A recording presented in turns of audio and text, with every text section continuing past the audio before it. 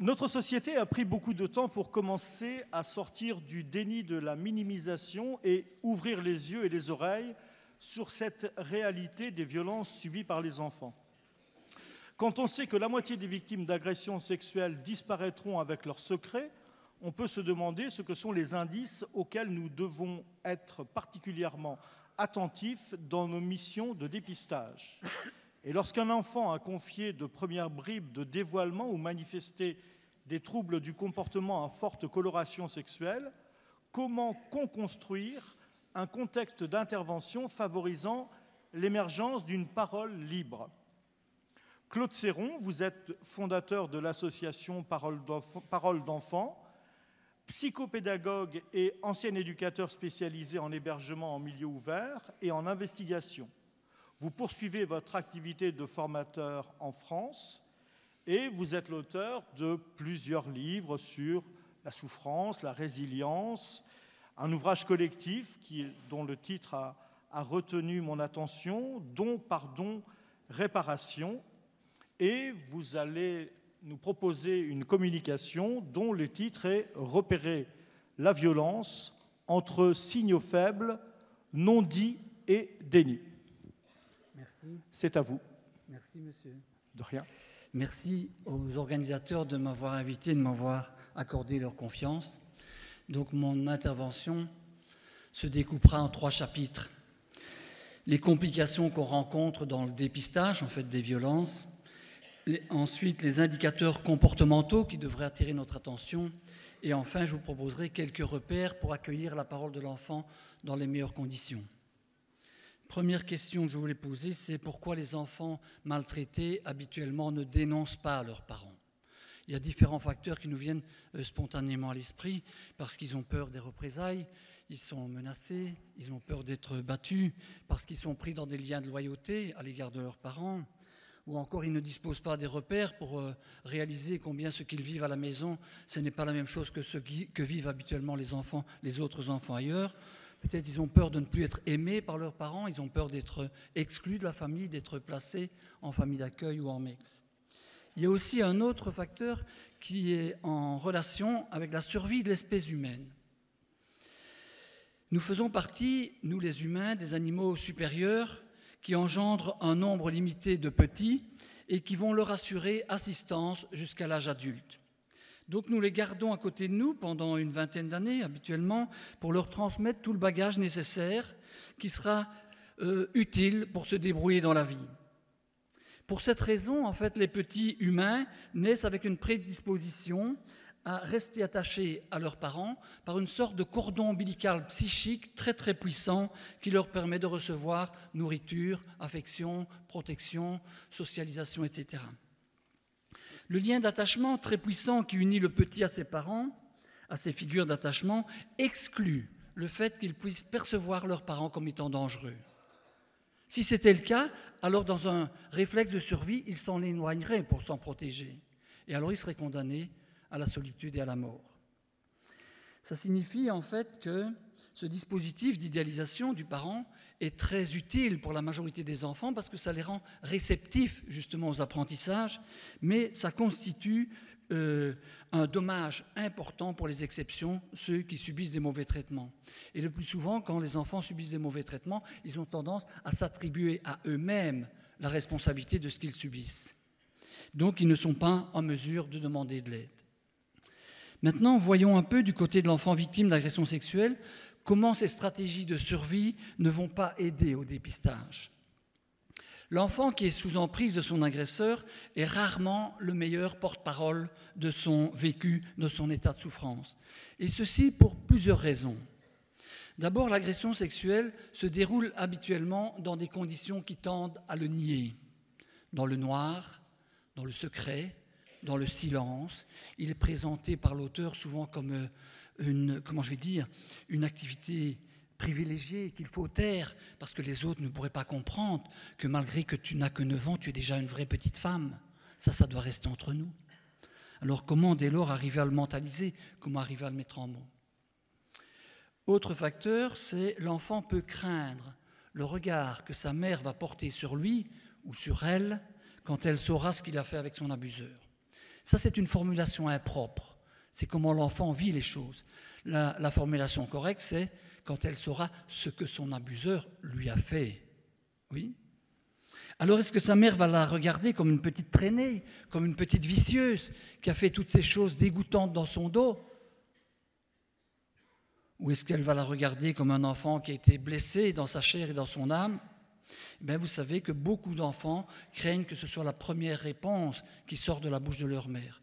Alors autant ne pas parler, ne pas prendre le risque de parler. D'autres enfants sont prisonniers de la conviction d'avoir coopéré avec l'auteur sans chercher à se soustraire. Forcément, ils ne peuvent pas comprendre l'impact de la sidération. Ils ne peuvent pas comprendre dans quel sentiment de confusion ils ont été plongés. Ils ne peuvent pas déceler ce que c'est la relation d'emprise. Ce qui aggrave le sentiment de passivité psychique, c'est-à-dire la culpabilité liée au sentiment d'avoir coopéré, eh bien, on va le retrouver encore davantage chez les enfants qui ont éprouvé de l'excitation à l'un ou l'autre moment de l'agression sexuelle. Je dis bien de l'excitation, je ne parle pas de plaisir et encore moins de désir, bien entendu. Le plaisir physique peut être d'un ordre strictement mécanique, déclenché contre la volonté de l'enfant. L'enfant peut avoir le sentiment que son corps fait cavalier seul, comme s'il avait perdu les commandes. Par ailleurs, l'enfant est très souvent favorable à l'abolition des frontières intergénérationnelles. Ça veut dire que l'enfant, il apprécie d'être élevé à un statut de petit adulte, un statut d'alter ego, avec un adulte qui veut partager avec lui seul un secret. Comment pourrait-il savoir que ça va lui être préjudiciable? Victor Hugo disait que personne mieux qu'un enfant ne garde un secret. L'enfant peut aussi vouloir protéger le lien à un père, un beau-père, un grand-père, un grand frère, etc., qui par certains côtés peut se montrer touchant, affectueux, généreux et peut fonctionner comme un père aimant.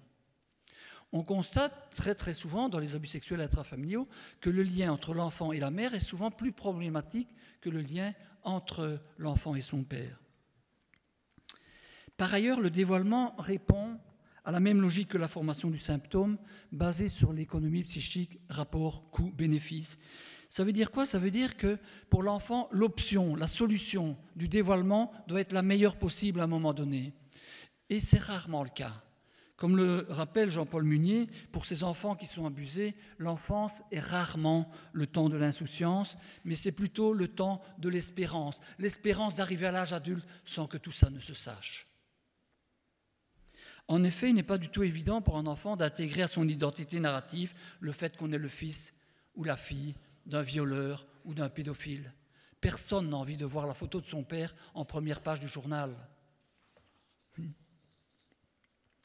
Taire la souffrance, pense-t-on, peut la rendre moins sensible, moins aiguë, moins douloureuse, moins à fleur de peau.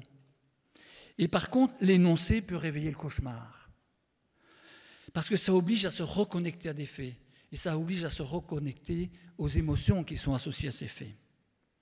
Et pourtant, quand on travaille avec des parents, quand vous accompagnez des parents, chez nous on a fait une mini-recherche, plus de la moitié des mères qui viennent chez nous, et je ne parle pas à parole d'enfant, je travaille dans un centre qui est un peu l'équivalent d'une AMO, plus de la moitié des mères qui viennent chez nous, elles ont un vécu d'agression sexuelle. Et quand elles nous en parlent maintenant, elles le disent, oui, j'étais difficile quand j'étais petite, j'étais placée dans un foyer, et là, comme j'étais encore plus difficile, on m'a envoyé chez la psychologue. J'ai bien essayé d'en parler, mais j'ai remarqué que ça n'intéressait pas la psychologue.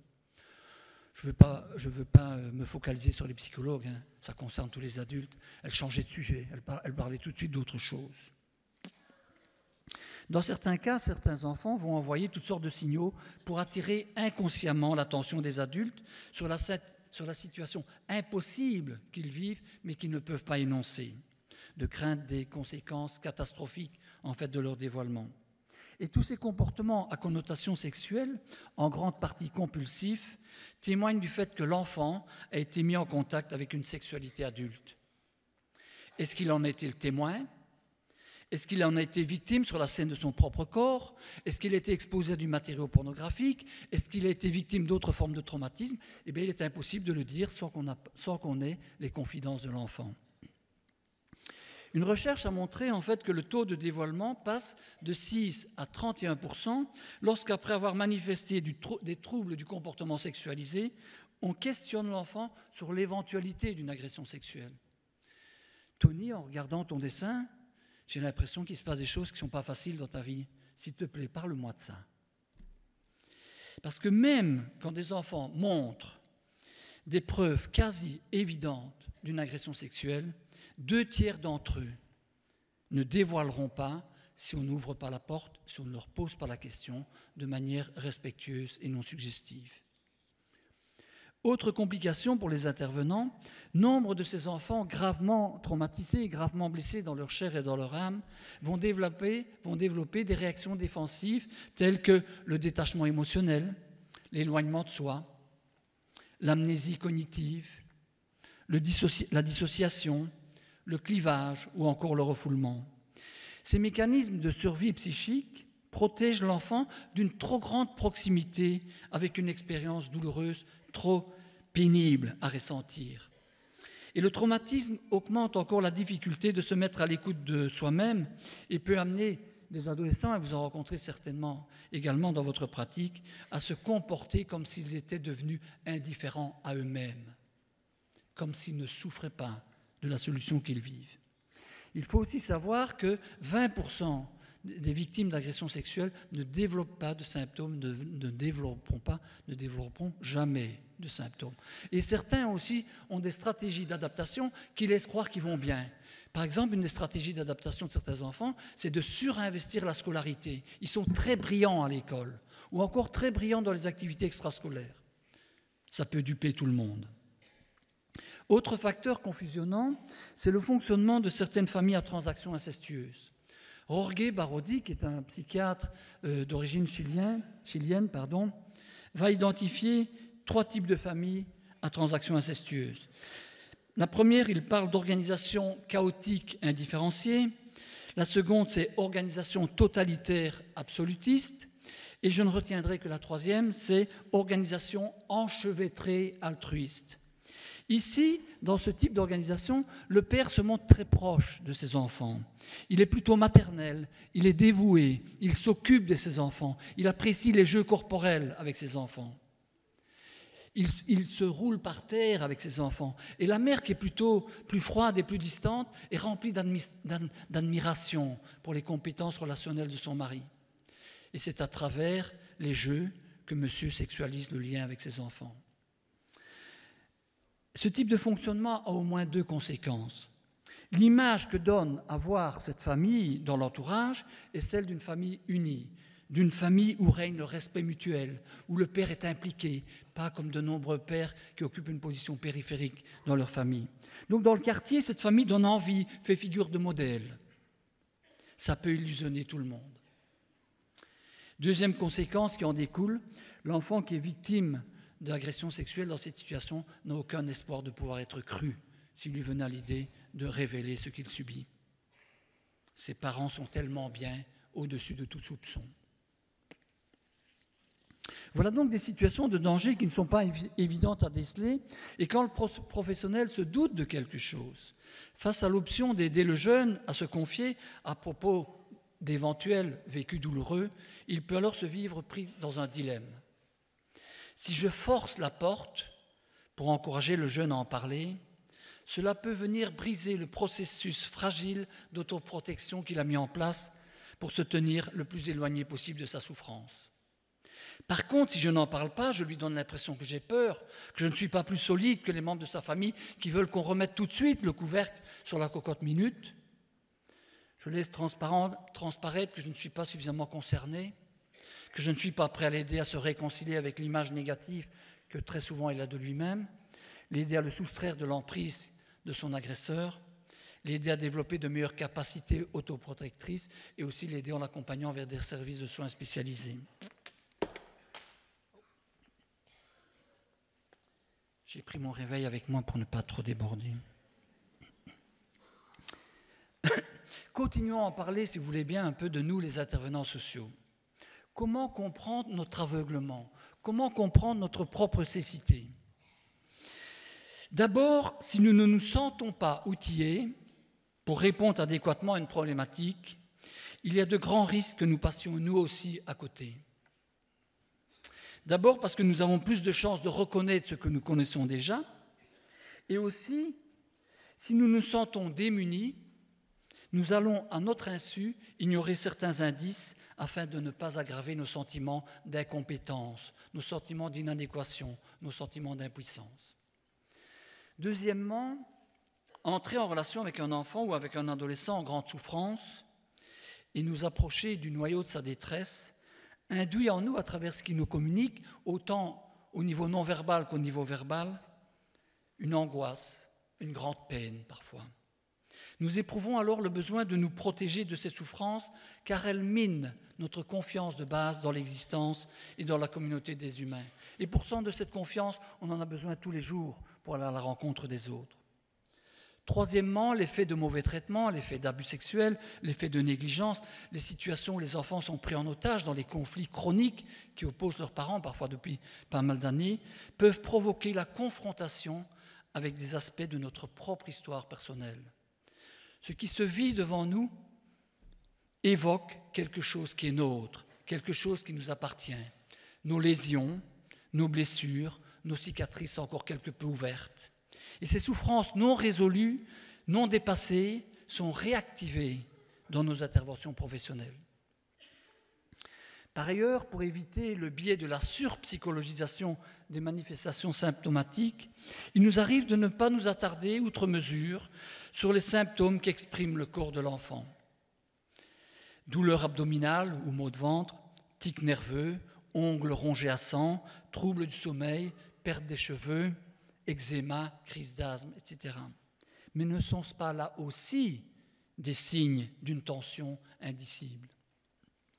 Jusqu'où alors devons-nous approfondir notre compréhension de ces dynamiques relationnelles et familiales pour pouvoir apprendre à lire entre les lignes, pour être capable de décoder et d'interpréter correctement des comportements, des indicateurs comportementaux qui sont souvent ambigus et polysémiques, pour pouvoir aussi syntoniser avec le vécu de ces enfants silencieux.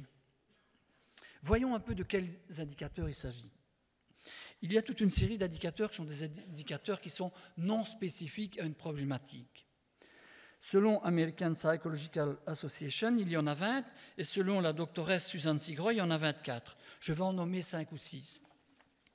D'abord, comportement pseudomature. Ces enfants qui ont déjà un langage adultoïde, c'est souvent ces enfants qui sont parentifiés, pour le dire autrement. Comment donc ces enfants ont développé un faux self, on dit aussi, oui. Et une énurésie secondaire, ça veut dire l'enfant avait arrêté de faire pipi il y a déjà quelques années ou quelques mois, et il recommence à faire pipi. Arrivé à l'école largement avant l'heure et départ largement après l'heure. C'est ces enfants qui traînent sur la cour de récréation en sautant dans une boîte de conserve, parce que comme s'il n'y avait rien de chaleureux qui les attendait à la maison. Oui. Faible estime de soi, absence de confiance personnelle. Suzanne Sigroy parle aussi de syndrome de marchandise souillée. Et je vous donne un exemple. Soda, qui était agressée sexuellement par son beau-père, me disait « Je n'étais jamais que le paillasson sur lequel il essuyait ses godasses pleines de merde. » Comportement autodestructeur, scarification, toxicomanie, alcoolisation, comme s'il y avait le désir de fuir, de se perdre, d'oublier, d'en finir, peut-être même de mourir avec l'espoir de renaître ailleurs, en étant débarrassé de tous ces problèmes. Sexualité très inhibée ou au contraire débridée. Une recherche a montré en fait que plus de 90% des prostituées de Los Angeles avaient vécu une agression sexuelle avant l'âge de 14 ans. Il ne faut pas se tromper du sens de la causalité. Il ne faut pas dire que si vous avez été agressé sexuellement, vous allez devenir prostituée. Mais si vous êtes prostituée, il y a de forts risques que vous ayez été agressé sexuellement. Et on peut comprendre, c'est intéressant de s'interroger sur la fonction, le sens du symptôme. Comment on peut plonger dans la prostitution? Eh bien parce que, dans la relation avec l'auteur de ce qu'il nous a infligé, on a appris à échanger du sexe contre des cadeaux, de l'argent, des privilèges. On a appris aussi que notre corps, ce n'était qu'un objet. On a perdu notre statut de sujet. Et il peut y avoir aussi une fonction autothérapeutique dans la prostitution. C'est assez étonnant de dire ça, mais on sait que chez les enfants victimes d'agressions sexuelles, un des sentiments dominants, c'est le sentiment d'impuissance. Quoi que j'ai pu essayer de faire, toujours je me retrouvais le dos au mur, c'est toujours lui qui avait le dernier mot. J'essayais de crier, mais les mots restaient dans ma tête et n'arrivaient même pas à sortir de ma bouche. Eh bien, dans la relation avec le client, la prostituée, c'est elle qui dicte les règles du jeu. C'est elle qui reprend le pouvoir, si vous voulez. Et ça peut la soigner de son vécu d'impuissance. Vous me suivez quand je vous parle comme ça? J'espère. Autre indicateur comportemental, c'est la difficulté de se projeter dans un avenir positif, dans un avenir serein, dans un avenir prometteur. Et quand je dis se projeter dans un avenir positif, ce n'est pas seulement ce que je ferai quand j'aurai 25 ans, c'est quelquefois ce que je ferai la semaine prochaine. Et ça, c'est vrai pour toutes les victimes de traumatisme, en fait. Alors, pour les indicateurs de stress post-traumatique, chez les enfants de moins de 12 ans, si vous prenez un groupe de 30 enfants qui ont été agressés sexuellement, et que vous additionnez tous les indicateurs que vous avez chez ces enfants, il y en a 3 chez le premier, il y en a 1 chez le deuxième, il y en a 4 chez le troisième, etc., vous arrivez à un nombre de 82, par exemple. Et que vous le comparez à un nombre d'enfants de la population générale, donc là où on estime raisonnable de penser qu'ils n'ont pas été agressés sexuellement, eh bien vous avez plus d'indicateurs comportementaux chez les enfants abusés que chez les enfants de la population générale. Ça semble d'être d'une évidence frappante. Maintenant, si vous comparez donc les indicateurs comportementaux au niveau du nombre brut, ça veut dire tous ceux qu'on a additionnés chez les enfants abusés sexuellement, et que vous les comparez au groupe d'enfants abusés physiquement, maltraités physiquement, vous avez plus ou moins le même nombre d'indicateurs comportementaux. Et troisièmement, si on reprend toujours le groupe d'enfants abusés sexuellement et que vous le comparez à un groupe d'enfants qui sont hospitalisés en pédiatrie pour toute une série de raisons, parce qu'ils ont été mordus par le chien, parce qu'ils ont été renversés par une voiture avec leur bicyclette, parce qu'ils doivent être opérés de l'appendicite, vous avez plus d'indicateurs chez les enfants hospitalisés en pédiatrie que chez les enfants qui ont été victimes d'agressions sexuelles. Ça vaut pour les nombres bruts. Maintenant, si on prend les indicateurs individuellement, il y en a 5 qu'on va retrouver, mais beaucoup plus fréquemment chez les enfants victimes d'agressions sexuelles. Et les voici, vous les avez sous les yeux. Compréhension détaillée des comportements sexuels en décalage avec l'âge de l'enfant et son niveau de développement. C'est ces enfants dont on dit, malgré son jeune âge, il en connaît déjà pas mal, lui, sur la question. Oui. Alors vous avez jeux sexuels déplacés et persistants avec les pères, donc avec les enfants du même âge, plus ou moins. Érotisation des liens avec les adultes. C'est ces enfants qui, même la première fois que vous les rencontrez, vous allez en visite en famille, et ces enfants qui viennent se frotter contre vous, s'asseoir directement sur vos genoux, qui vous mettent mal à l'aise, si vous voulez. Masturbation compulsive, ou encore masturbation de l'animal de compagnie, le plus souvent le chien. Oui. Voyons encore, selon Tony Cavanagh, d'autres comportements qui doivent attirer notre attention, des comportements qu'on retrouve chez les enfants de la maternelle à la 4e primaire. Je n'en cite que 2. Donc, dans la première colonne, vous avez les comportements normaux. Dans la deuxième colonne, vous avez les comportements inquiétants. Et dans la troisième colonne, vous avez des comportements très inquiétants qui nécessitent l'intervention d'un professionnel plus spécialisé. Alors vous voyez, par exemple, le premier, c'est, sur son dessin, il dessine des organes génitaux à toutes les personnes de son dessin. Inquiétant, c'est il dessine des organes génitaux à un seul des personnages de son dessin, et ces organes génitaux sont plus importants que le reste, point. Et dans la troisième colonne, vous avez les organes génitaux sont l'aspect prédominant du dessin. On ne voit que ça quand on regarde le dessin de l'enfant, si vous voulez. Ou encore quand l'enfant représente des rapports sexuels entre 2 personnes ou entre plusieurs personnes. Passons peut-être au tableau suivant pour ne pas prendre trop de temps là-dessus. L'enfant qui pose des questions au sujet des organes génitaux, au sujet des seins, au sujet de la manière dont on fait les bébés, ou comment ça se passe les rapports sexuels, ça c'est tout à fait normal. Mais ça devient inquiétant quand l'enfant manifeste de la peur ou de l'anxiété autour de tout ce qui concerne la sexualité. Ça devient encore plus inquiétant quand l'enfant revient indéfiniment avec toujours les mêmes questions au sujet du sexe. Continuons encore. Voyons un peu, selon Monique Fortin, quels sont les comportements qui peuvent être d'abord les comportements déconcertants.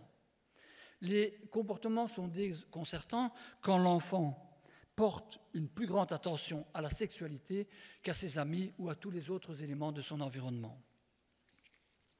Alors, par exemple, chez les enfants de 2 à 4 ans, des enfants qui poussent, par exemple, des objets dans leurs orifices génitaux, la vulve, l'urètre, l'anus, ou qui cherchent à introduire dans les orifices génitaux d'autres enfants. Chez l'enfant de 4 à 5 ans, qui demande régulièrement à être touché sur ses organes génitaux, ou qui essaye de faire pareil avec d'autres enfants, qui touchent les seins d'adultes qui ne font pas partie de sa famille. L'enfant de 4 à 6 ans qui continue à jouer au docteur, oui, ça c'est très important. Jouer au docteur, c'est insuffisant. Ce sont des comportements plus intrusifs que simplement jouer au docteur, malgré le fait qu'il ait été rappelé plusieurs fois à l'ordre. Il a été puni, il a été privé dans la cour de récréation parce qu'il allait toujours s'enfermer dans les toilettes avec les petites filles. À plusieurs reprises, il a été rappelé à l'ordre et il continue à le faire. Ça veut dire que ce comportement est devenu un comportement compulsif qui échappe à sa maîtrise. Ça veut dire que probablement, il remet en scène quelque chose qui s'est passé sur son propre corps. Oui. Continuons. Chez les enfants de plus de 6 ans, qui est bouleversé quand il voit les autres se déshabiller, qui simule des rapports sexuels avec des poupées ou avec des nounours, ou encore qui raconte des histoires sexuelles au point d'être étiqueté comme le petit dégoûtant de la classe, exclu de certaines activités, ou encore qui raconte des histoires très cochonnes en simulant des bruits sexuels. Comme je suis un mauvais simulateur, je ne vais pas le faire devant vous, mais vous avez imaginé. Ou qui cherche à embrasser les autres enfants avec sa langue. Quand un enfant manifeste plusieurs comportements sexuels déconcertants, l'évaluation d'un professionnel est requise.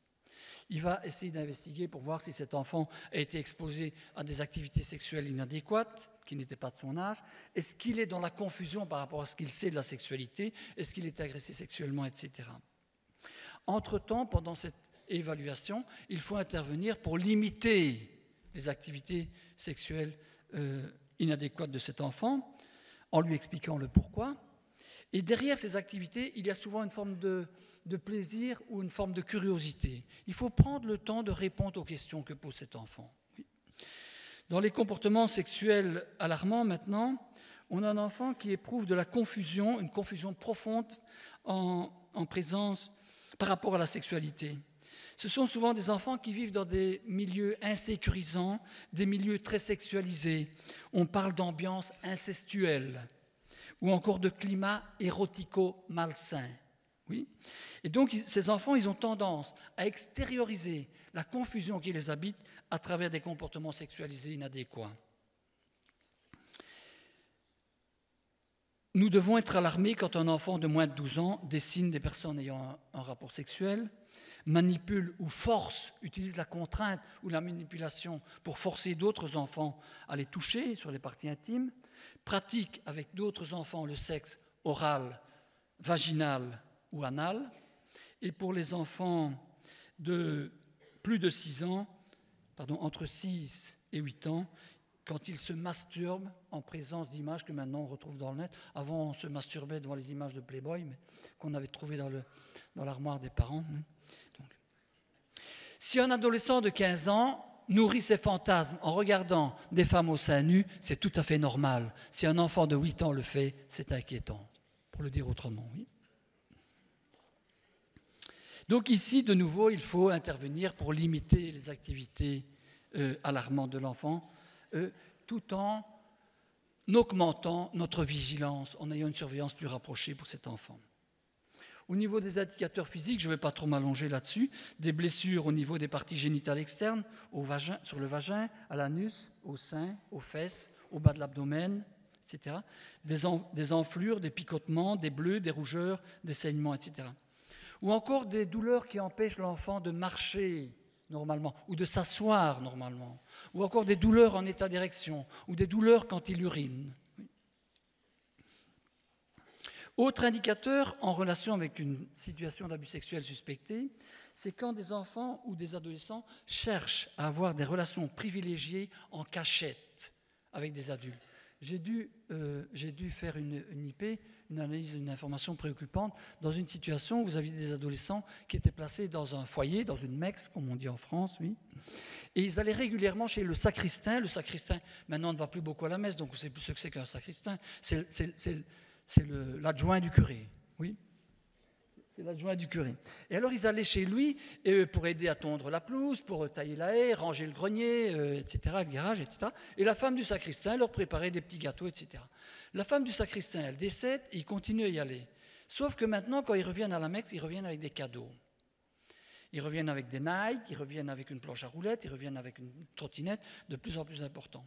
Le directeur de la Mecque, il téléphone au sacristain en lui disant « Vous ne devriez plus leur donner des cadeaux comme ça parce que vous allez tronquer leur rapport à l'argent. Ils finiront par ne plus venir chez vous que pour avoir des cadeaux. » Mais les enfants, les adolescents revenaient toujours avec des cadeaux de plus en plus importants. Alors le directeur dit « Vous n'irez plus chez le sacristain. » Il continuait à y aller en cachette. Relation dissimulée avec des adultes. Il continue. Alors, à un moment donné, ce qui s'est passé, c'est qu'il y a un plus petit qui est allé avec eux, un quatrième est allé avec eux. Le sacristain s'est désintéressé de l'aîné qui avait 17 ans, et c'est lui qui l'a dénoncé.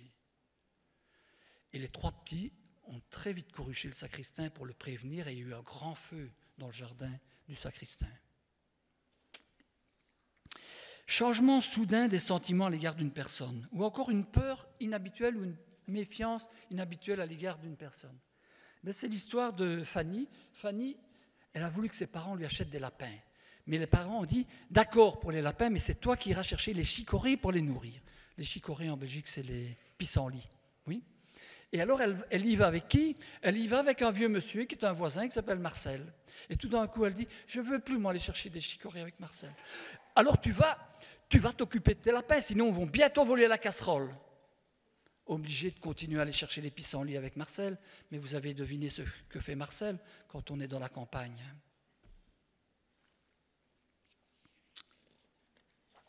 Le constat d'indicateur inquiétant ne signifie pas automatiquement qu'un enfant est victime d'agression sexuelle. On doit bien sûr se montrer prudent, mais en même temps, on ne doit pas attendre indéfiniment avant d'agir. Maintenant, je voudrais peut-être prendre un petit moment, ça va au niveau du timing, hein. Je parle très vite pour être sûr d'arriver au bout, en fait. Vous évaluez à combien de temps 50 minutes. Ça va. Il a dit OK, hein, vous êtes témoin. Non, bon, ça va aller. Donc, je voudrais juste parler des risques de récidive quand il y a eu des faits similaires antérieurs. Oui. Alors, parlons des risques de récidive au niveau de l'auteur. Et on sait que l'auteur, dans 90% des cas, et de sexe masculin. J'allais dire un homme, mais non, pas seulement un homme. 1/3 des abus sexuels sont commis par des adolescents. Et la moitié des auteurs adultes ont commencé leur carrière criminelle à l'adolescence.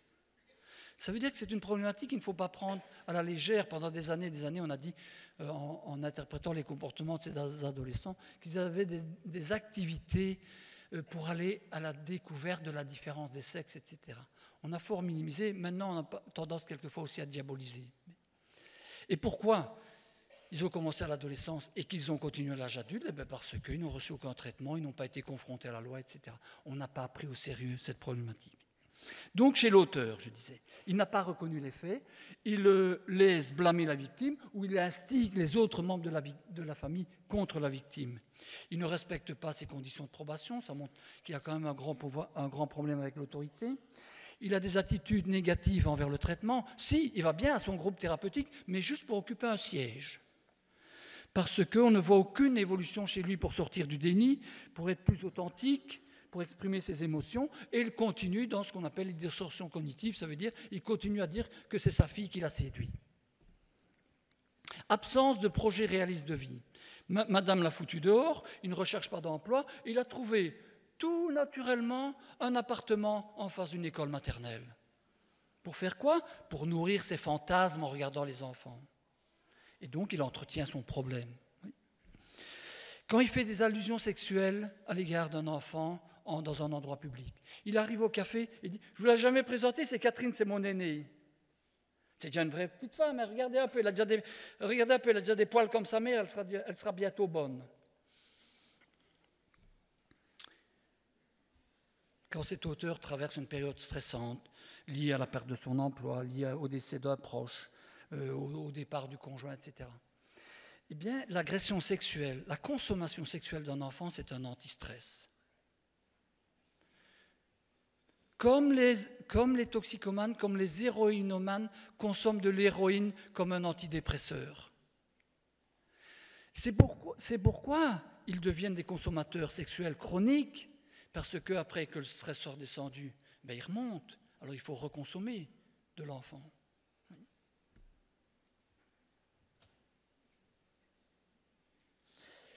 Il faut faire attention maintenant, au biais, un biais qu'on appelle le biais du stéréotype négatif. Ce n'est pas parce qu'il l'a fait qu'il va nécessairement le refaire. Oui.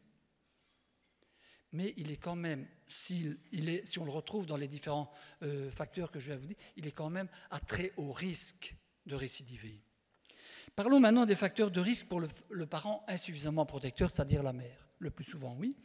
Elle a souvent une relation froide et distante, voire même hostile avec l'enfant. Elle n'a pas cru l'enfant au moment du dévoilement. Elle est dans une grande dépendance matérielle et affective à l'égard de son conjoint.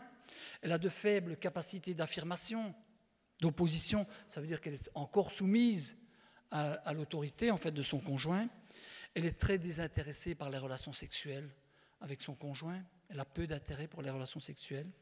Elle est très auto-centrée sur ses soucis, ses problèmes, sa dépression, sa médication. Elle était victime elle-même d'agressions sexuelles. 60% des enfants victimes d'agressions sexuelles ont une mère qui l'a été aussi. Et elle a été il y a 15 ans ou il y a 20 ans, il y a beaucoup plus de risques qu'elle n'ait pas reçu une écoute favorable et qu'elle n'ait pas reçu des soins. Alors on sait très bien en fait que les victimes de traumatisme, elles vont activer à leur insu de manière inconsciente un processus de dissociation. Elles isolent les affects, elles se coupent de leurs émotions pour moins souffrir. Elle aussi, elle a pratiqué la dissociation jadis. Quand elle se retrouve aujourd'hui en présence d'indices qui sont en relation avec une sexualité déviante, elle se redissocie. Elle ne le fait pas exprès. Elle se redissocie, ça veut dire qu'elle ne voit pas. Et on voit aussi les professionnels qui disent « Mais madame », chose à éviter bien sûr, « Mais madame, ça s'est passé pendant 3 ans sous votre toit et vous n'aviez rien remarqué. Est-ce que vous êtes aveugle ou quoi ?» Ben non, elle était dissociée. Problème relationnel non résolu avec ses propres parents. Si elle était abusée sexuellement, si elle était maltraitée, si elle était négligée, si elle était abandonnée, etc. Très souvent, elle est en grande difficulté avec ses enfants. Elle attend une forme de reconnaissance de la part de ses parents. Peut-être qu'on est passé à côté de quelque chose avec toi. Peut-être qu'on ne t'a pas donné tout à fait ce dont tu avais besoin, comme équipement, etc. Et en avançant dans la vie avec le regard tourné vers la génération d'avant, c'est-à-dire vers la génération de ses parents, ça l'empêche d'avoir son regard connecté avec les besoins de ses enfants. On dit en fait qu'elle souffre d'un déficit au niveau de sa disponibilité émotionnelle. Beaucoup plus difficile pour elle d'être connectée avec les besoins de ses enfants.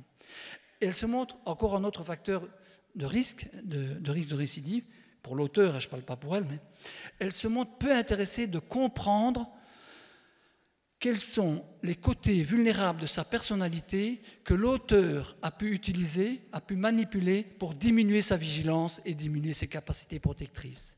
Parce que l'auteur, il sait très bien comment manipuler, comment il va prendre sa victime dans ses filets, mais il sait très bien aussi comment il va manipuler son conjoint pour diminuer sa vigilance et sa protection.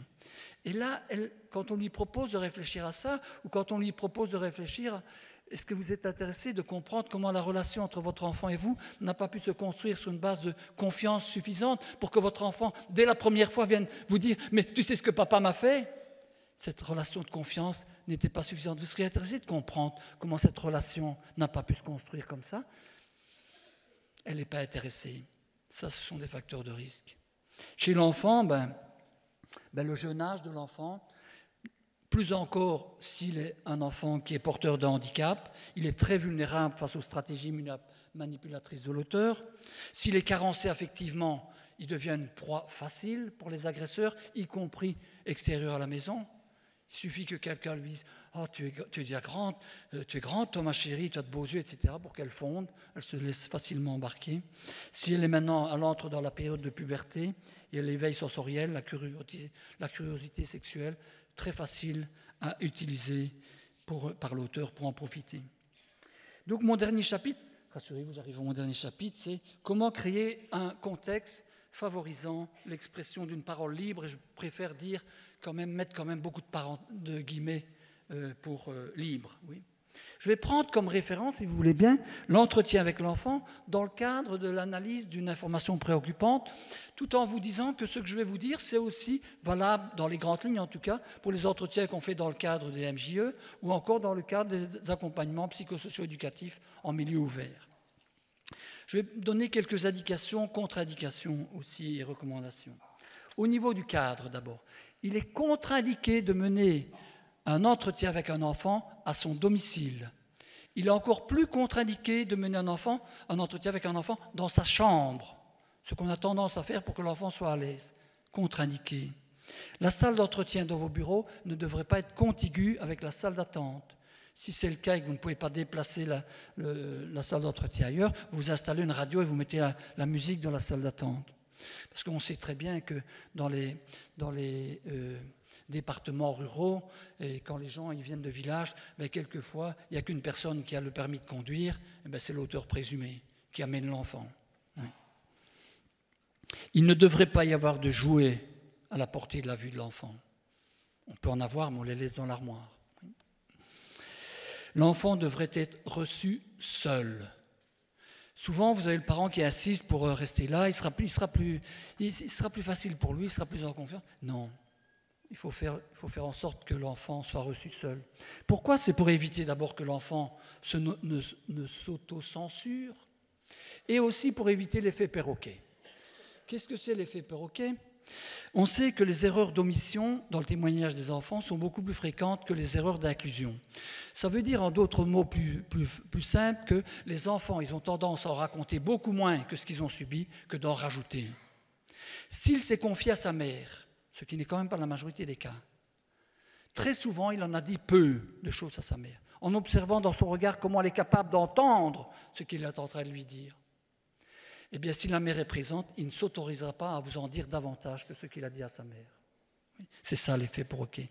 De même, il est contre-indiqué de recevoir ensemble une fratrie, du moins pour le premier entretien.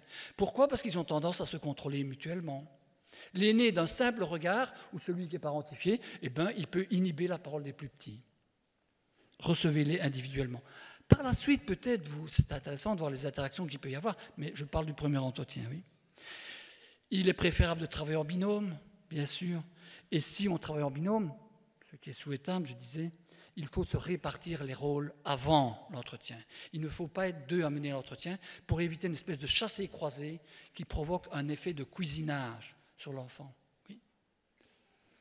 Donc il faut être au clair sur qui mène l'entretien et qui prend des notes. Et qu'est-ce qu'il faut noter ? Il est préférable de noter 2 phrases avec les mots spécifiques qui ont été utilisés par l'enfant plutôt que de résumer 10 phrases avec nos propres mots. Oui. C'est intéressant aussi de noter les émois de l'enfant, les émotions manifestées par l'enfant. Oui. On a besoin d'un minimum de matériel pour mener cet entretien. Une table basse. Pourquoi une table basse ? Parce qu'on veut pouvoir observer le non-verbal de l'enfant dans l'entièreté de son corps, pas seulement ce qui dépasse de la... Oui. 4 sièges, un bloc de feuilles, un objet de confort aussi. Parce que l'enfant, à un certain moment, il est mal, etc. Alors s'il peut triturer un petit cube en mousse ou encore une balle anti-stress, ça lui permet de se récupérer, si vous voulez. Oui. Et on peut avoir des jouets ou des objets de support à la verbalisation, et on peut les ressortir en fin d'entretien. Alors, quelle est la posture qu'on recommande d'adopter en tant que professionnel ? Éviter de jouer copain-copain avec les enfants. Éviter les tons paternalistes, infantilisants, larmoyants. Adoptons plutôt un ton accueillant, bienveillant, respectueux, bien traitant.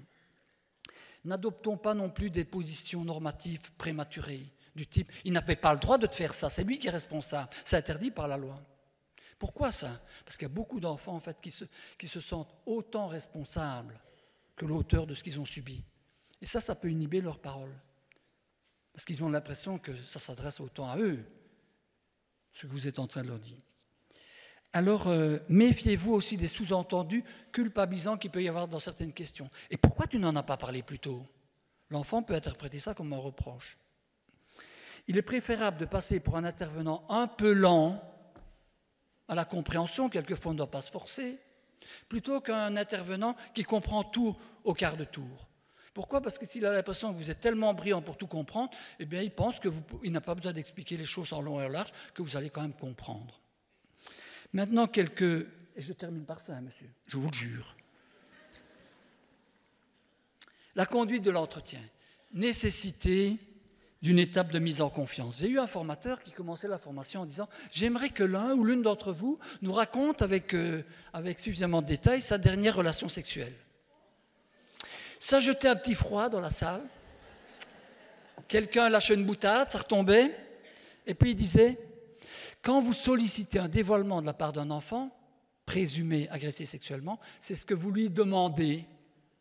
Alors que pour vous, adultes, ce n'est pas du tout évident de le faire.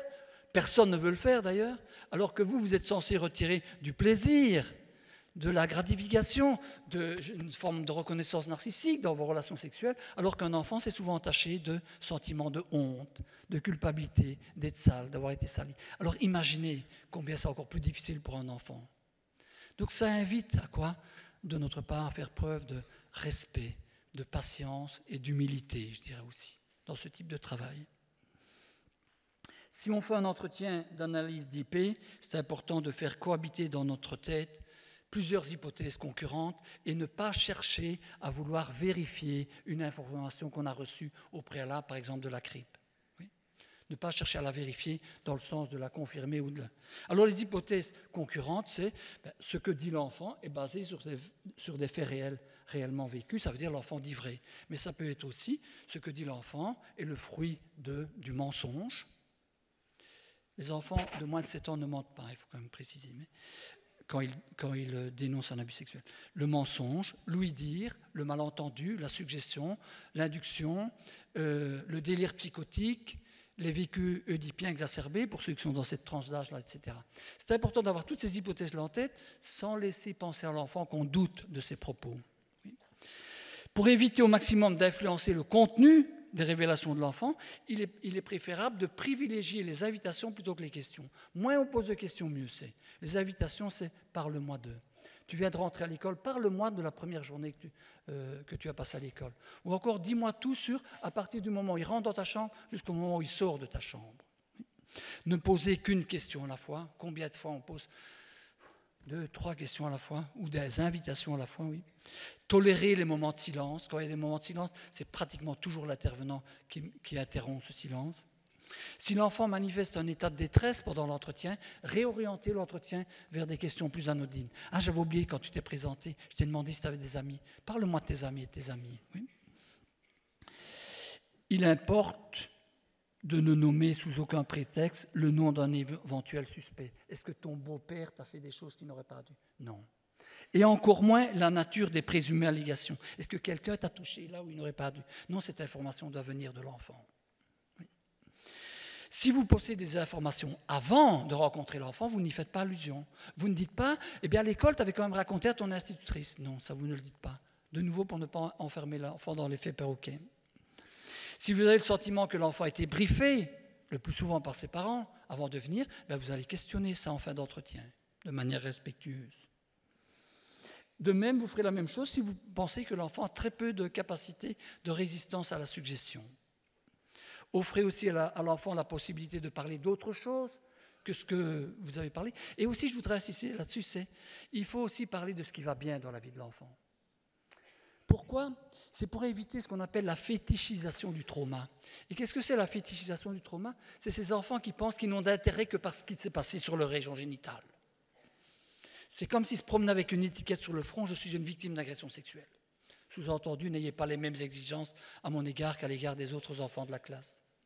Vous savez qu'un médecin légiste, quand il est missionné pour examiner un enfant, il va noyer l'examen génital dans un examen général. Il va regarder les oreilles, la bouche, etc., prendre l'attention et tout. Et puis il va quand même aller voir là-bas, peut-être éventuellement avec sa caméra. Mais il ne vient pas tout de suite avec sa loupe. Oui. Donc parlons aussi de ce qui va bien dans la vie de l'enfant. Demandez à l'enfant s'il a des questions à vous poser. Expliquez-lui la suite ou les suites possibles des événements et laissez-lui un numéro de téléphone où il peut vous appeler aussi pour vous donner des bonnes nouvelles. Pas seulement pour les mauvaises nouvelles, oui. Alors pourquoi est-ce que c'est aussi important de prendre soin du recueil de la parole de l'enfant? D'abord par respect pour lui, ensuite pour éviter ce qu'on appelle une victimisation secondaire, quand on fait des entretiens, comme le juge Burneau, je sais plus, ou trop, le juge Burgot. Eh bien, combien de fois on va de revoir encore l'enfant? Et pour l'enfant, être obligé de redire, c'est synonyme de revivre, resubir. Donc, essayons de faire le travail convenablement du premier coup. Et aussi, on peut faire de cette entrevue une expérience émotionnelle correctrice. Ça veut dire en fait que vous avez beaucoup d'enfants qui ont développé une peur à l'égard des hommes, leur agresseur était un homme ou plusieurs hommes, etc., ou une idée assez négative des hommes. Ils sont reçus par un homme, quelquefois on se pose la question de savoir si c'est bien que ce soit un homme qui mène l'entretien, mais si, ça offre la possibilité à l'enfant de vivre une expérience émotionnelle correctrice. Ça veut dire de se réconcilier avec l'image négative qu'ils ont des hommes. Et une dernière raison aussi, c'est parce qu'il y a seulement 5 situations qui ont une valeur de preuve hors de tout doute raisonnable. Ça veut dire quoi? Ces 5 situations, c'est le flagrant délit rapporté par un témoin désintéressé. C'est quand même rare. Les abuseurs s'arrangent quand même pour ne pas être pris sur le fait. Les preuves matérielles. La brigade des stupes fait une descente chez M. Dupont et en fouillant dans les armoires, dans un tiroir, découvre une vidéo où M. s'est filmé en train d'agresser sexuellement un enfant parce qu'après il la repasse, comme ça lui permet de s'exciter. Une autre situation, c'est quand vous avez plusieurs victimes indépendantes. Ça veut dire des victimes qui ne se connaissent pas, qui rapportent le même mode opératoire à l'égard d'un même auteur. Les auteurs, ils ont tendance toujours à s'y prendre de la même façon, pour séduire leurs victimes, pour obtenir leur pseudo-consentement, pour les enfermer dans le silence, etc. C'est ce qu'on appelle le modus operandi ou le mode opératoire. Et bien ça, c'est aussi une preuve hors de tout doute raisonnable. Et quand vous avez aussi un aveu crédible de l'abuseur, je dis bien crédible parce qu'il y a des gens qui s'accusent de choses qu'ils n'ont pas faites. Et enfin, les preuves médicales. Les preuves médicales sont très très très rares. Par exemple, quand on retrouve du sperme dans un des orifices de l'enfant, c'est maximum 72 heures après les faits. Comme vous avez quand même beaucoup de dévoilements qui sont différés dans le temps, des preuves médicales, on en a très très très très rarement. Donc ça veut dire que dans énormément de situations, toute la cause repose sur la parole de l'enfant. D'où l'importance de prendre soin de la manière dont on va accueillir cette parole. Je vous remercie pour votre attention.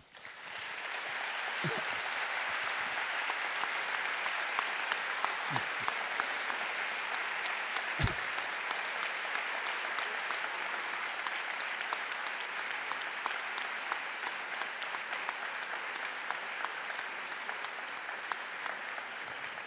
Merci infiniment. Je vais faire comme je ne sais plus qui. Je vous demande d'arrêter. Parce que j'ai les larmes qui montent aux yeux, pas parce que je n'apprécie pas.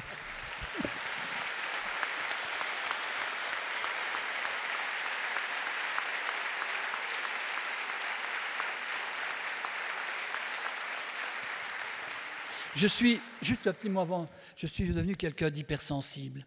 Vous savez pourquoi? Parce que pendant 6 ans, je n'ai fait que ça. Recueillir le témoignage des enfants. Et on ne peut pas se contenter de choses très superficielles, il faut qu'on aille au cœur du drame en fait. Et alors je finissais par le faire de manière un peu, comment je vais dire, de manière très mécanique. J'ai appris à me dissocier moi-même, en fait, à me couper de mes émotions, ça m'a inquiété à un moment donné, j'ai fait tout un travail sur moi et maintenant je suis devenu quelqu'un d'hypersensible. Et donc quand vous m'applaudissez comme ça, j'ai les larmes qui me montent aux yeux. Mais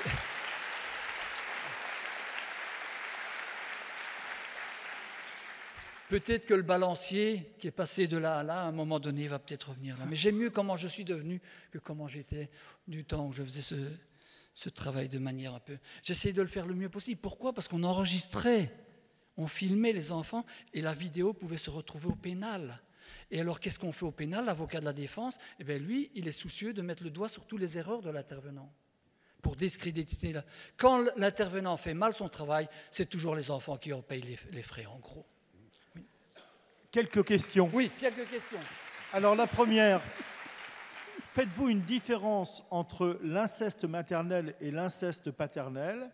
Y a-t-il des conséquences différentes pour l'enfant? Notre accompagnement doit-il être différent? Non. Si.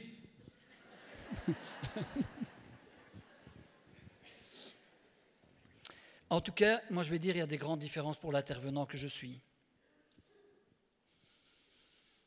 Qu'est-ce que j'ai eu difficile de travailler avec les mères incestueuses, comme on dit. C'est dommage d'ailleurs de les appeler comme ça, incestueuses. Les mères qui se rendent coupables d'agressions sexuelles envers leurs enfants, oui. Pourquoi? Mais je ne sais pas. C'est comme si c'était plus normal pour moi qu'un homme s'en prenne sexuellement son enfant qu'une mère. Il n'y a pas de raison pourtant. Une mère qui a porté son enfant dans son sein pendant 9 mois, qu'elle s'en prenne sexuellement son enfant. Mais notre société d'ailleurs a des difficultés encore à regarder ça en face. Je me souviens, on avait un congrès à Paris, on avait invité un monsieur qui parlait de l'effet placebo. Ça n'avait rien à voir, et quelqu'un dans la salle dit « Mais quand c'est les femmes qui abusent sexuellement des enfants ?» Il dit « Mais les femmes n'abusent pas sexuellement des enfants. » Alors moi, je suis bien embêté, c'est moi qui l'ai présenté. Je dis « Monsieur, c'est intéressant votre réponse, ça montre combien nous avons encore des difficultés à regarder cette problématique en face. » Mais vous devez savoir qu'en Angleterre, vous avez un tel pourcentage, j'ai oublié les chiffres, des mères qui sont incarcérées en prison pour agression sexuelle sur leurs enfants. Et je crois qu'elles ne le sont pas toutes à la suite d'une erreur judiciaire, je lui dis. Et donc, ce n'est pas du tout évident. Il y a un livre, en fait, qui a été rédigé par une féministe qui s'appelle Florence Rush, qui s'appelle « Le secret le mieux gardé », qui repart de l'Antiquité jusque maintenant, en fait. Et ce livre, il a été préfacé, c'était en 84, ça remonte, par une psychanalyste française, dont j'ai oublié le nom aussi, et qui dit que les femmes n'abusent pas sexuellement de leurs enfants parce qu'elles en ont suffisamment profité dans leur ventre pendant 9 mois pour avoir encore besoin d'en profiter après. Alors, un des abus sexuels qui est extrêmement difficile à déceler, c'est ce qu'on appelle le nursing pathologique. Et qu'est-ce que c'est le nursing pathologique? C'est quand la mère, au moment, par exemple, du bain de l'enfant, s'attarde sur la région génitale de son enfant, ou quand elle lui met de la pommade, etc., pour se procurer une excitation sexuelle chez elle, indécelable, sauf si la mère s'accuse de ça. Autre difficulté aussi, quand vous voyez, quand la mère agresse sexuellement, j'ai eu un monsieur que j'allais voir en prison à ce sujet-là, et il me disait en fait qu'au moment où ils ont déménagé, il a dit « En fait, je vais pouvoir avoir ma chambre », et la mère a dit « Mais non, tu continues à dormir avec moi ». Et cet homme, il ne pouvait pas se voir comme une victime. Et pourquoi c'est plus difficile pour un garçon pour se voir comme une victime quand il y a des relations sexuelles complètes imposées par la mère? Parce que dans ces situations, c'est l'homme, c'est le garçon qui pénètre. Il a un rôle plus actif encore. Alors il se voit plutôt comme un co-acteur plutôt que comme une victime. Par exemple, quand on travaille à la reconnaissance des faits, moi j'ai toujours eu plus de difficultés. C'est très très difficile aussi avec les auteurs masculins, un peu moins difficile avec les adolescents qu'avec les auteurs adultes, mais plus de difficultés avec les femmes, parce qu'elles le ressentent, ce regard désapprobateur que la société porte sur elles. Je me rends bien compte que je n'ai pas été jusqu'au bout de ce qu'on pourrait dire sur la question, mais peut-être vous en avez une autre. Mais j'ai d'autres questions. Une plus facile, par exemple. Alors, je ne suis pas sûr qu'elle soit plus facile. Alors, après, on prendra une question dans la salle. Donc, deux dernières questions. Lorsque l'on décèle des signes de violence sexuelle, comment parler à la personne qui abuse? Ah oui, mais alors si vous changez les questions, là, je ne vais pas pouvoir... qui abuse de l'enfant.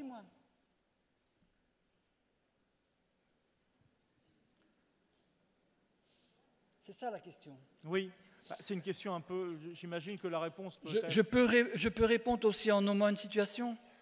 2 gamins ont été abusés sexuellement par leur père, c'est la misère. Le père est envoyé en prison et alors ils sont obligés de manger des tartines de pain avec un peu de sucre dessus. Et nous, on se dit, ce serait bien que ces enfants-là, ils puissent respirer un peu et on leur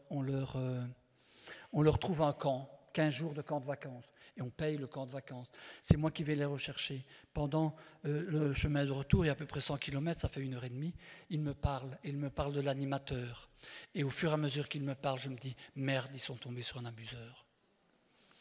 Et alors, je demande à mes collègues, comment on aborde ça? Qu'est-ce qu'on fait avec ça? D'abord, j'en parle avec les garçons. Le garçon le plus grand, il me dit, tu sais, tu te fais des illusions, t'en vois partout. Comme s'il me disait, tu fais de la déformation professionnelle, en gros. Tu en vois partout. Parce qu'il me dit, par exemple, les plus petits allaient dormir à 9 heures, et moi, tous les jours, je suis resté jusqu'à minuit avec lui. Il avait tout le temps de m'amuser, et il ne l'a pas fait. Il dit, ok, je dis. Mais mes collègues me disent, parle-en quand même avec monsieur. Je l'invite, et je lui dis, vous savez très bien ce que Yorick vous a expliqué, qu'il a été agressé sexuellement par son père. Je ne veux pas qu'il revive ça.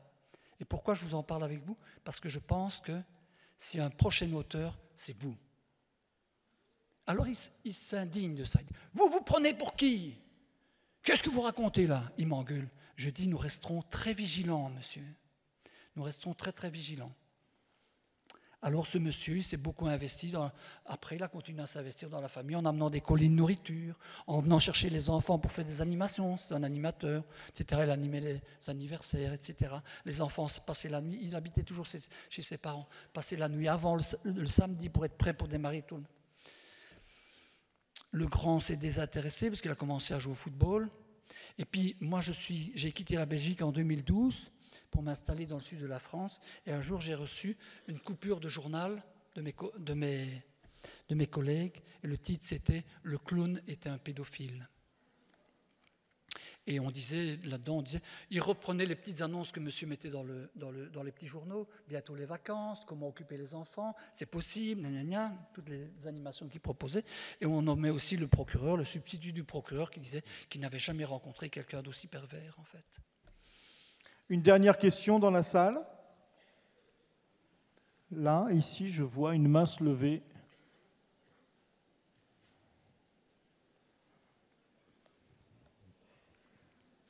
Plutôt que d'accuser la personne, comme je l'ai fait, il vaut mieux dire nous sommes préoccupés, nous resterons vigilants.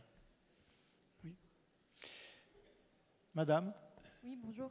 Je me permets de poser une question par rapport au comportement que vous décriviez tout à l'heure sur les enfants qui peuvent avoir...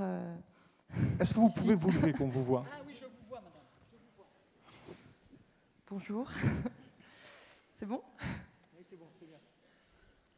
Du coup, je me permettais de poser une question sur... tout à l'heure, vous avez décrit des comportements des enfants qui pouvaient avoir des attitudes particulières, comme raconter des histoires un peu sales, être bouleversé quand l'enfant se déshabille, etc. Et que ça pouvait être un signe d'abus sexuel sur cet enfant-là. Et j'ai en tête une situation où c'est l'inverse, où c'est lui qui a abusé sa petite sœur. Et donc voilà, on a mené quand même plusieurs entretiens, notamment avec le psychologue, et il a une parole assez libérée, en fait, assez spontanée. Et l'auteur des faits, vous voulez dire? Oui, l'auteur des faits.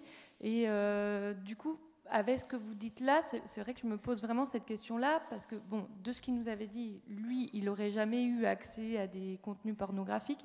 Ce garçon-là, il a 8 ans. Il dit ne jamais avoir vécu ça par des adultes, etc.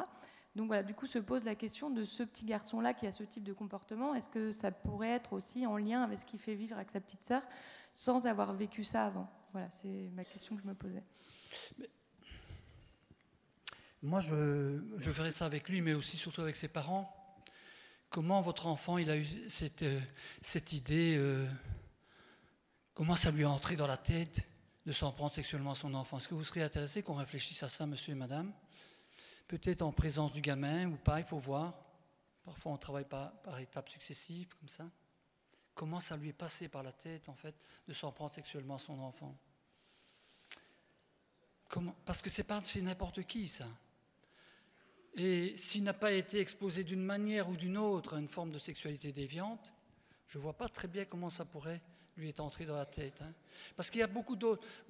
On voit beaucoup chez les adolescents, en fait. C'est les adolescents, par exemple, qui sont régulièrement humiliés. Les adolescents qui sont « casse-toi, tu pues », ou les adolescents qui ont un déficit intellectuel. « T'es trop con, on ne te veut pas dans notre groupe », etc. Ils ont tendance à s'en prendre à des plus petits, de nouveau, pour reprendre le pouvoir sur une situation où ils sont régulièrement relégués au statut de victime. Mais il y a 36 manières de s'en prendre à un autre. On peut lui voler ses affaires, on peut le frapper, etc. Pourquoi une manière sexuelle? Pourquoi le faire de manière sexuelle? On peut en parler aussi avec lui. Comment tu as eu l'idée de faire une horreur pareille? sans trop le diaboliser. Hein. J'entends quelquefois, on me dit, et nous on travaille avec un petit pédophile de 8 ans, à 8 ans on n'est pas pédophile. Hein. À 8 ans on n'a pas une structure de personnalité qui est déjà construite. Ça ne veut pas dire qu'il n'a pas posé des comportements intrusifs, inacceptables. Donc il faut prendre cette situation au sérieux, mais surtout pas le diaboliser, surtout pas le stigmatiser. On cherche à comprendre avec lui et avec ses parents. Et surtout, stop. Hein, aussi. Merci. Merci beaucoup. 3 dessins de Pavot. Bonjour à tous. Alors un petit 4e du coup, parce que j'ai eu le temps pendant les questions d'en faire un petit 4e. Avant de montrer les 3 que j'ai fait pendant que vous parliez, M. Serron, j'avais quand même envie de passer un vieux dessin à moi, mais qui était trop sur le sujet pour ne pas vous le montrer. Il faut se retourner. Là, pour le coup, on est sur des signaux forts quand même. Sur les signaux faibles, j'avais ça.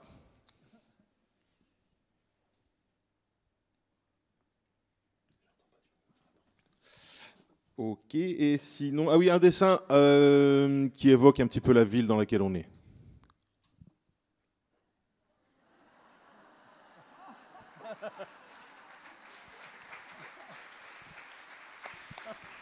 Et puis un dernier sur ce que vous disiez à la fin de votre intervention sur les conditions de l'entretien. Faites gaffe. Hein. Allez, merci pour ça, à tout à l'heure. Merci. Alors, petit changement de programme. Second épisode de la capsule vidéo proposée par les jeunes de La Paz avant la vie régionale.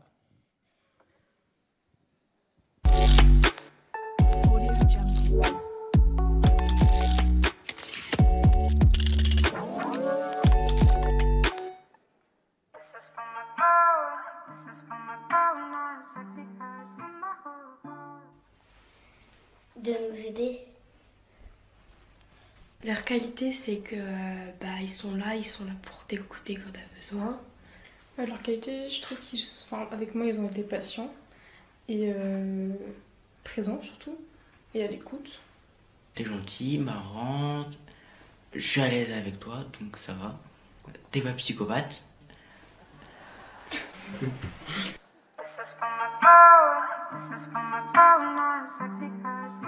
Leurs défauts, je sais pas du tout. J'en trouve pas là forcément. Ah ouais, un défaut. Dangereuse au volant. Leur défaut, c'est que ils font des blagues pas très marrantes.